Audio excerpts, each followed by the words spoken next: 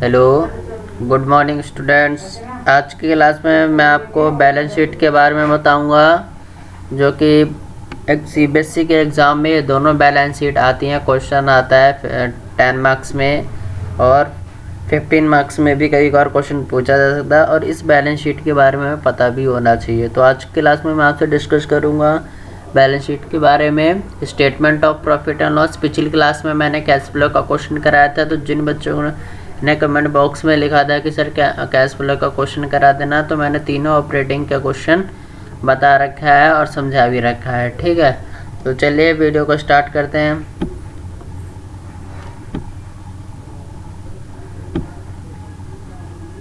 जैसा कि आप देख सकते हैं कि बैलेंस शीट का फॉर्मेट कुछ इस तरीके से होता है। तो इसमें स्टार्टिंग क्या है, name of the company, company का नाम होगा। कोई भी एबीसी लिमिटेड कंपनी हो सकती है। बैलेंस शीट एज एट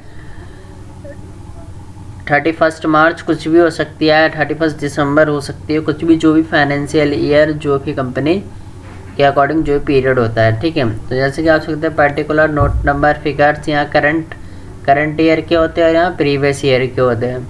इसमें equity and liabilities, share holder funds. अब शेयर होल्डर फंड्स क्या होता है, इसके अंदर शेयर होल्डर्स, जो शेयर के होल्डर्स होते हैं, जो अपने जितने भी शेयर्स इशूज करते हैं, तो इशू वगैरह जो करते हैं, प्रेफरेंस शेयर, रिजर्व वगैरह जितने भी, तो उनके पास इनके पास शेयर होल्डर्स के पास सारा फंड्स होता है। शेयर कैपिटल में दो चीज़ें आती हैं, इक्विटी शेयर कैपिटल और प्रेफरेंस शेयर कैपिटल। ठीक है, इक्विटी शेयर कैपिटल से प्रेफरेंस शेयर कैपिटल को जो प्रॉफिट होता है प्रेफरेंस शेयर को पहले मिलता है। ठीक है, रिजर्व एंड सरप्लस में जितना भी कुछ प्रॉफिट वगैरह होगा वो इसमें डालेंगे। Non current liabilities, long term borrowing होगी और लॉन्ग टर्म प्रोविजंस हो गए। लॉन्ग टर्म बोरोइंग्स में जैसे डिवेंचर्स वगैरह आ गए हमारे, और लॉन्ग टर्म प्रोविजन में हमारे जो भी आइटम्स हैं वो दे रखे होते हैं। उसके बाद करंट लायबिलिटीज़। ठीक है, current liability short term borrowings है, ट्रेड पेबल्स है, other current liabilities, short term provisions है। तो इन तीनों का हम चारों को ऐड कर देते हैं तो हमारे पास टोटल लायबिलिटीज़ आ जाती हैं। ये सारी हमारी लायबिलिटीज़ साइड है। अब एसेट्स में नॉन करंट एसेट्स है, फिक्स एसेट्स है, टेंजिबल एसेट्स, इंटेंजिबल एसेट्स है, नॉन करंट इन्वेस्टमेंट है, long term loans and advances है, करंट एसेट्स है, current investment, inventories, trade receivable, cash and cash equivalents है, शॉर्ट टर्म लोन्स है, कोई भी लोन्स वगैरह हो गया वो यहाँ दिखा देंगे, या एडवांसेस हो गया पहले से ही जो हमने ले रखा, और अदर करंट एसेट्स, इन्वेंट्रीज वगैरह जो भी है वो हम यहाँ लिख देंगे। करंट ईयर के तो करंट ईयर में लिख देंगे, और प्रीवियस ईयर की है तो प्रीवियस ईयर में लिख देंगे। तो ये तो कंपनी की बैलेंस शीट थी। अब प्रॉफिट एंड लॉस वाला भी देख लेते कि प्रॉफिट एंड लॉस अकाउंट का फॉर्मेट कैसा होता है।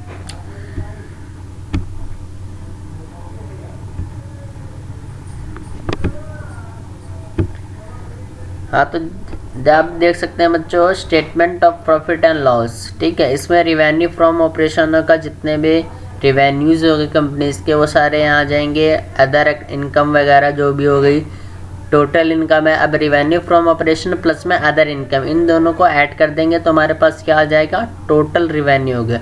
अब कंपनी के जितने भी एक्सपेंसेस है वो यहाँ सारे, जैसे कॉस्ट ऑफ मटेरियल कंज्यूम्ड हो गया, purchase of stock in trade, changing in inventories of finished goods, work in progress and stock in trade, जो भी हमारा बिजनेस है का कंस्ट्रक्शन है वो प्रोग्रेस में है, तो जितना है और जितने स्टॉक में वो हम यहाँ लिख देंगे।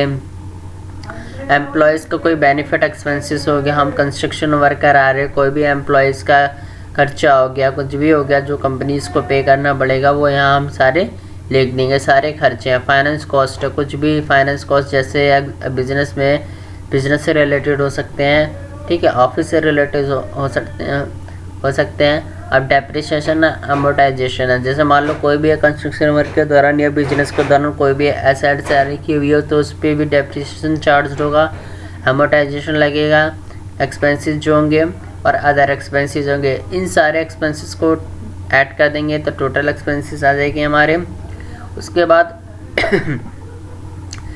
Profit before tax. अब जो जितने हमारा प्रॉफिट होगा, अभी हमने टैक्स तो पे नहीं किया, तो जो भी हमारा प्रॉफिट आएगा वो टोटल रिवेन्यू माइनस में एक्सपेंसेस, जितना भी हमारे पास इनकम है उसमें से सारे एक्सपेंसेस माइनस कर देंगे तो हमारे पास क्या जाएगा, प्रॉफिट आ जाएगा।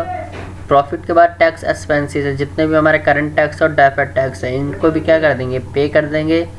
तो आफ्टर टैक्स के बाद जो भी अमाउंट आएगा प्रॉफिट आफ्टर टैक्स वो हमारा नेट प्रॉफिट होगा, यानी प्रॉफिट बिफोर टैक्स में से जो अमाउंट है वो माइनस में टैक्स एक्सपेंसेस, जितने भी हमने टैक्स वगैरह जो भी है पे करने होंगे उसको पे करने के बाद हमारे पास नेट प्रॉफिट आ जाएगा।